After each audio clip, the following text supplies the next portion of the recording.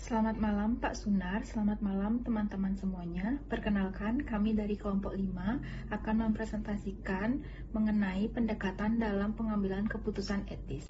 Baik, sebelum lanjut ke materi, izinkan kami memperkenalkan diri terlebih dahulu. Perkenalkan, nama saya Madi Jorti Fitriani, nomor absen 11 sebagai moderator sekaligus pemateri pertama. Dan rekan saya, Niwayan Laksmi Yuniastawati, nomor 14 sebagai pemateri kedua. Untuk mengefisienkan waktu, presentasi akan kami mulai dan dimulai dengan pemateri pertama, yaitu saya sendiri. Pengertian analisis biaya manfaat atau cost benefit analysis. Analisis biaya manfaat adalah proses membandingkan dan menghitung biaya manfaat yang dilakukan untuk menganalisis suatu keputusan mengenai proyek bisnis. Cost benefit analysis melibatkan perhitungan mengenai biaya pengeluaran dan jumlah manfaat yang diproyeksikan perusahaan. Apabila dihasilkan bahwa manfaat yang diproyeksikan akan lebih besar daripada biayanya, maka perusahaan dapat memutuskan bahwa proyek tersebut baik untuk dilakukan. Sebaiknya, apabila biaya yang dikeluarkan ternyata lebih besar daripada manfaatnya, maka perusahaan perlu melakukan evaluasi kembali atas keputusan pembuatan proyek. Contoh cost benefit analysis adalah ketika perusahaan ingin membeli mesin pabrik, alat produksi baru, atau melakukan investasi besar-besaran. Jadi dilakukan perhitungan terlebih dahulu mengenai kemungkinan manfaat yang akan didapat beserta besar pengeluaran biayanya. Kemudian hasilnya akan membantu perusahaan untuk memutuskan apakah pembelian mesin pabrik, alat produksi baru, hingga investasi besar-besaran tersebut akan menguntungkan atau malah merugikan bagi perusahaan. Tujuan cost benefit analysis. Yang pertama, mengetahui apakah manfaat suatu proyek lebih besar daripada biayanya. Yang kedua, mengetahui konsekuensi ekonomi dari setiap pilihan yang tersedia. Yang ketiga, mengungkap faktor-faktor yang kurang jelas seperti biaya yang tidak langsung atau tidak berwujud. Yang keempat, mengembangkan strategi bisnis. Yang kelima, mengevaluasi karyawan baru. Dan yang keenam, membuat keputusan pembelian. Manfaat cost benefit analysis. Yang pertama ada membantu perusahaan untuk fokus pada pengambilan keputusan yang berdasarkan data. Yang kedua, memungkinkan perusahaan melakukan evaluasi mengenai efisiensi dan efektivitas keputusan suatu proyek. Yang ketiga, membantu mengevaluasi dampak ekonomi yang mungkin dialami perusahaan akibat pelaksanaan suatu proyek. Yang keempat, membantu perusahaan untuk mendapatkan dukungan pendanaan atas pelaksanaan suatu proyek dengan penyajian hasil cost benefit analysis kepada investor atau pelaku kepentingan lain. Selanjutnya ada kelebihan dari cost benefit analysis. Yang pertama, pengambilan keputusan yang terinformasi. CBA menyediakan kerangka kerja yang sistematis untuk mengevaluasi proyek atau keputusan, memungkinkan pengambilan keputusan untuk membuat keputusan berdasarkan data dan analisis yang konkret. Yang kedua ada kuantifikasi biaya dan manfaat. Dengan mengonversi biaya dan manfaat ke dalam satuan moneter, CBA memungkinkan perbandingan yang mudah antara berbagai opsi. Ini membantu dalam mengidentifikasi proyek yang paling menguntungkan secara finansial. Yang ketiga ada identifikasi efisiensi ekonomi. CBA membantu dalam menentukan apakah suatu proyek atau kebijakan akan memberikan nilai ekonomi yang positif bagi organisasi atau masyarakat secara keseluruhan. Yang keempat ada mengatasi keterbatasan anggaran. Dengan mengidentifikasi dan mengukur biaya dan manfaat, organisasi dapat lebih efektif dalam mengalokasikan sumber daya yang terbatas untuk proyek-proyek yang memberikan manfaat maksimal. Dan yang terakhir kelima, alat untuk advokasi. Hasil CBA dapat digunakan sebagai alat untuk mendukung argumen dalam perencanaan, pendanaan, dan persetujuan proyek oleh pemangku kepentingan dan pemberi dana. Kelemahan cost benefit analysis. Yang pertama ada kesulitan dalam mengukur manfaat non-moneter. Salah satu tantangan terbesar dalam CBA adalah mengukur manfaat yang tidak dapat diukur secara langsung dalam satuan moneter, seperti peningkatan kualitas hidup, manfaat lingkungan, atau kepuasan pelanggan. Yang kedua ada ketergantungan pada asumsi. Hasil CBA seringkali bergantung pada asumsi yang dibuat tentang biaya, manfaat, dan tingkat diskonto. Perubahan kecil dalam asumsi ini dapat secara signifikan mempengaruhi hasil analisis. Yang ketiga ada bias dalam valuasi. Terkadang metode valuasi yang digunakan untuk mengukur manfaat non-moneter dapat menghasilkan estimasi yang bias atau tidak akurat. Yang keempat adalah kompleksitas dan biaya. Melakukan CBA yang komprehensif dan akurat bisa sangat kompleks dan memakan waktu serta membutuhkan biaya yang sangat signifikan untuk mengumpulkan data dan analisis. Yang terakhir, yang kelima, ada keterbatasan jangka panjang. CBA biasanya lebih fokus pada keuntungan dan kerugian jangka pendek hingga menengah, dan mungkin kurang efektif dalam menangkap dampak jangka panjang yang tidak terduga. Baik, yang selanjutnya ada cara melakukan analisis biaya manfaat. Melakukan analisis biaya manfaat melibatkan serangkaian langkah sistematis untuk mengevaluasi kelayakan ekonomi suatu tindakan, proyek, atau kebijakan dengan membandingkan total biaya yang terkait dengan modal manfaat yang dihasilkan. Berikut adalah langkah-langkah lengkap untuk melakukan CBA. Yang pertama ada identifikasi alternatif. Langkah pertamanya, identifikasi proyek atau kebijakan yang akan dievaluasi. Langkah kedua, identifikasi alternatif atau opsi yang mungkin untuk mencapai tujuan yang sama. Identifikasi biaya dan manfaat. Langkah ketiga, identifikasi semua biaya yang terkait dengan setiap alternatif, termasuk biaya langsung dan tidak langsung, biaya jangka pendek dan biaya jangka panjang. Langkah keempat, identifikasi semua manfaat yang dihasilkan oleh setiap alternatif, baik manfaat langsung maupun tidak langsung. Pengukuran biaya dan manfaat. Langkah kelima, mengukur nilai moneter dari setiap biaya yang terkait dengan proyek atau kebijakan. Langkah keenam, mengukur nilai moneter dari setiap manfaat yang dihasilkan oleh proyek atau kebijakan. Langkah ketujuh, jika mungkin mengkonversi manfaat dan biaya non-moneter ke dalam nilai moneter. Penilaian efisiensi. Langkah ke-8, hitung biaya untuk setiap alternatif. Langkah ke-9, hitung total manfaat untuk setiap alternatif. Perhitungan Net Present Value atau NPN. Langkah 10, hitung Net Present Value untuk setiap alternatif dengan menggunakan tingkat diskonto yang sesuai. Perhitungan Benefit Cost Ratio atau BCR. Langkah ke-11, hitung Benefit Cost Ratio atau BCR untuk setiap alternatif. Perhitungan Internal Rate of Return atau IRR. Langkah 12, hitung Internal Rate of Return IRR untuk setiap alternatif. Sensitivitas analisis. Langkah 13, lakukan analisis sensitivitas untuk menguji kepekaan hasil terdapat perubahan dalam asumsi kunci seperti tingkat diskonto atau perkiraan biaya dan manfaat. Pembuatan keputusan. Langkah ke-14, evaluasi hasil CBA dan berbagai metrik seperti NPN, BCR, dan IR untuk alternatif. Langkah 15, pilih alternatif dengan NPN positif, BCR yang lebih besar dari 1, dan atau IRR yang paling tinggi. Langkah ke-16, lakukan analisis sensitivitas dan pertimbangan faktor-faktor kualitatif serta risiko sebelum membuat keputusan akhir. Komunikasi hasil. Langkah 17, komunikasikan hasil CBA secara jelas kepada pemangku kepentingan, termasuk manajemen, investor, dan masyarakat umum. Langkah 18, jelaskan asumsi yang digunakan dalam tingkat kepastian dari hasil yang diperoleh. Pemantauan dan evaluasi. Langkah 19, setelah keputusan diambil, lakukan pemantauan terhadap implementasi proyek atau kebijakan untuk memastikan bahwa biaya dan manfaat sesuai dengan yang diharapkan.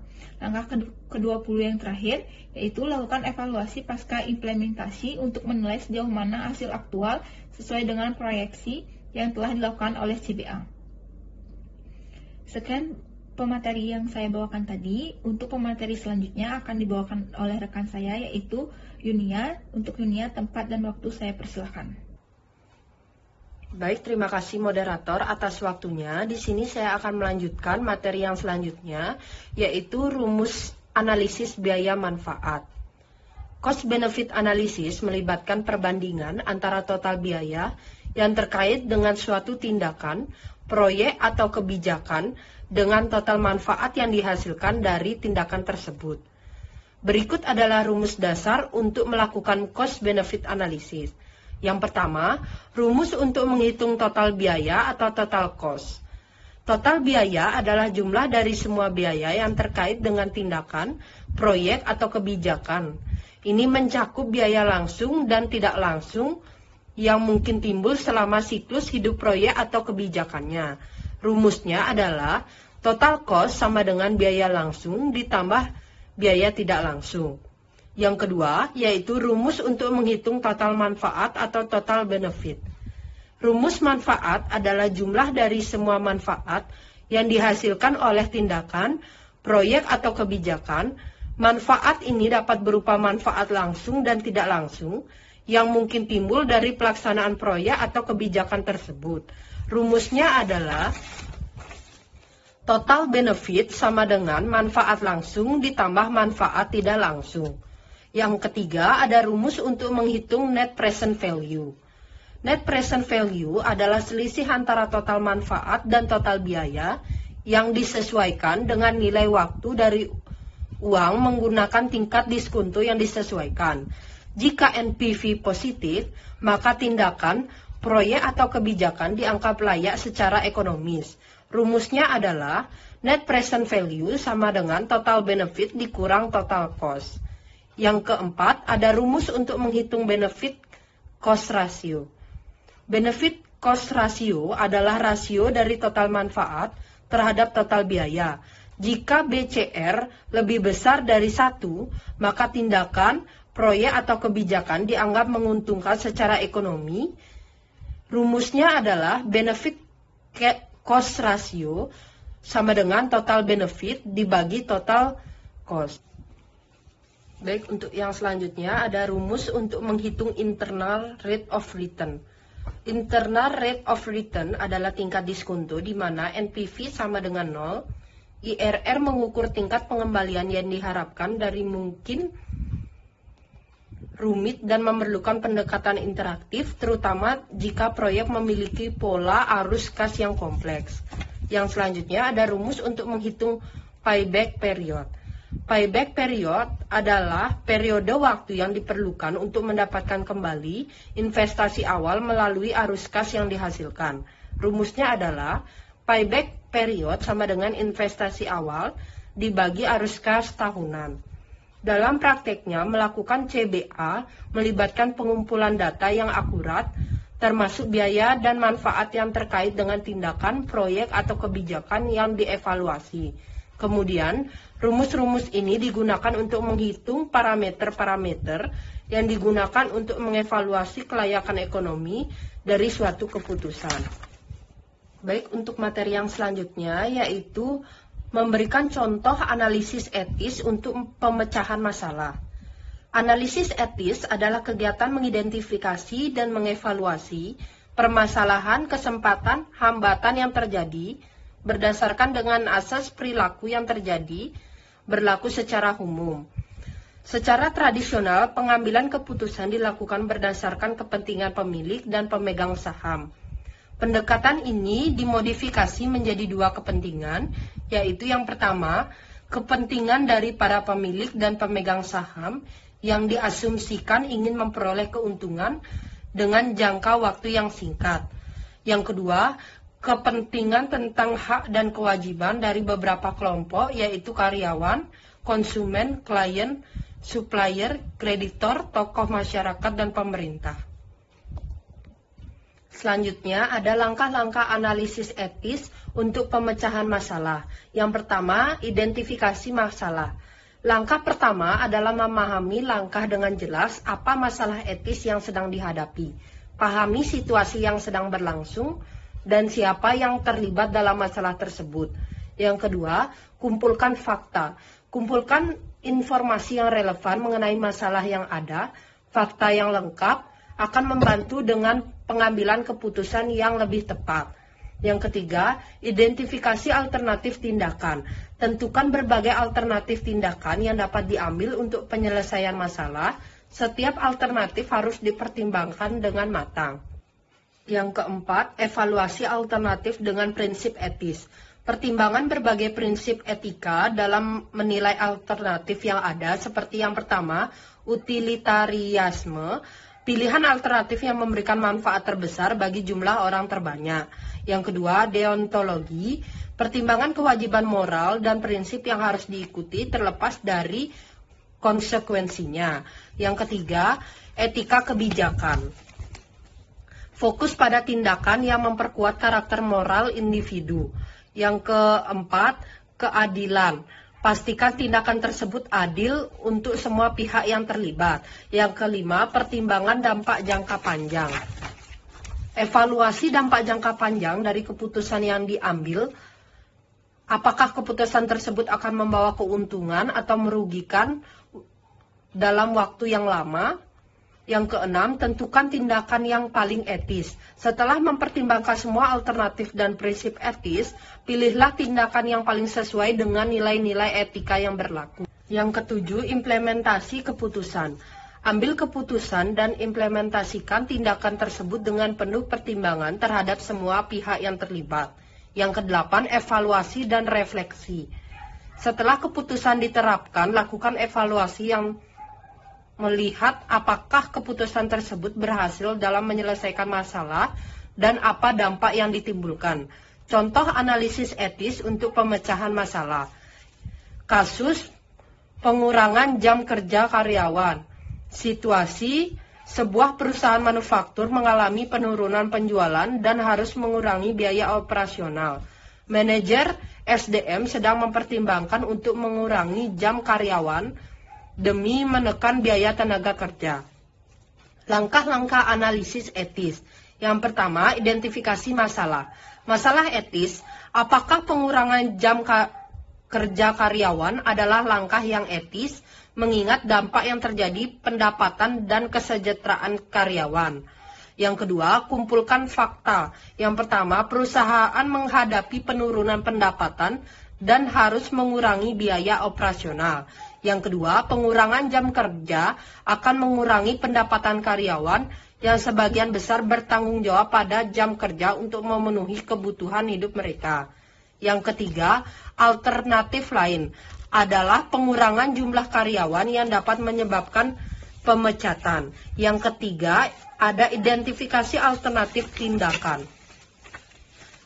Yang pertama, alternatif pertama, mengurangi jam kerja karyawan secara merata meskipun ini akan mengurangi pendapatan mereka. Yang kedua, alternatif dua, memecat sebagian karyawan untuk mengurangi biaya operasional meskipun ini dapat menambah pengangguran. Yang ketiga, alternatif tiga, menawarkan program pelatihan atau penugasan ulang untuk karyawan agar mereka tetap memiliki pekerjaan dan potensi penghasilan. Baik, sekian pemaparan materi dari saya. Untuk waktu dan tempat saya kembalikan kepada moderator. Terima kasih. Baik, terima kasih Yunia atas pemaparan materinya. Untuk sesi selanjutnya adalah sesi tanya jawab. Jika ada teman-teman yang ingin bertanya, silakan ketik di kolom komentar di bawah ini. Terima kasih. Baik, adapun kesimpulan dari materi yang kami bawakan tadi, yaitu analisis biaya manfaat adalah suatu proses evaluasi untuk menentukan apakah suatu proyek atau kebijakan layak dilakukan dengan membandingkan biaya yang diperlukan dan manfaat yang akan diperoleh. Tujuan dari CBA membantu dalam mengetahui apakah manfaat suatu proyek lebih besar daripada biayanya. Manfaat CBA memberikan data yang solid untuk pengambilan keputusan. Kelebihan CBA mudah untuk mengukur dan membandingkan biaya serta manfaat dari berbagai opsi. Kelemahan CBA memiliki tantangan dalam mengukur manfaat non-moneter seperti peningkatan kualitas hidup atau manfaat lingkungan. Langkah-langkah melakukan CBA seperti mengidentifikasi alternatif, mengukur biaya dan manfaat dalam satuan moneter, menghitung net present value atau NPN, benefit cost ratio atau BCR, serta internal rate of return atau IRR. Langkah-langkah analisis etis yaitu identifikasi masalah, memahami masalah etis yang dihadapi dan siapa yang terlibat. Langkah-langkah analisis etis untuk pemecahan masalah yaitu identifikasi masalah, mengumpulkan fakta, identifikasikan alternatif tindakan, evaluasi alternatif dengan prinsip etis, pertimbangkan dampak jangka panjang, tentukan tindakan yang paling etis, implementasikan keputusan, dan evaluasi dan refleksi. Baik, sekian presentasi dari kelompok kami, yaitu kelompok 5. Jika ada kesalahan kata yang disengaja maupun tidak sengaja, kami mohon maaf. Akhir kata, kami ucapkan terima kasih dan selamat malam.